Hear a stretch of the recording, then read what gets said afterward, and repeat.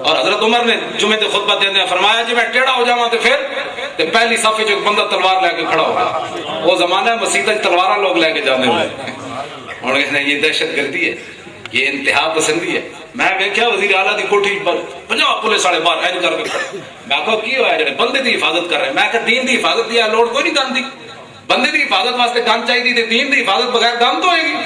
ਇਹਦੇ ਵਾਸਤੇ ਵੀ दीन वास्ते भी डंडा चाहिए। इकबाल कहता आसान हो तो कलीमी है कारे बेबुनियाद। इकबाल कहता डंडा ना होवे ते नेकी का भी कोई फायदा नहीं। मौलवियों को डंडा नहीं ते लाहौर बसनत मनाई ना जस्टिस इफ्तिखार ने पाबंदी लाई हो कोई नहीं सी पिछो नंबर जनाब उन्हें एक नहीं मनानी डंडा दी ना ओदे कोल ते बसी तकरीर कर करके राय कर रहे हो। हकीकत राय हिंदुओं ने हुजूर दी गुस्ताखी की थी, हजरत सैयदा दी गुस्ताखी की थी। बड़ा पलीत आदमी सी, उन्हें गुस्ताखी रसूल दा यौन हो गए मौलवी लगे रहंदे। इन्हां मौलवी किसी नु खुश वेख ही नहीं सकते।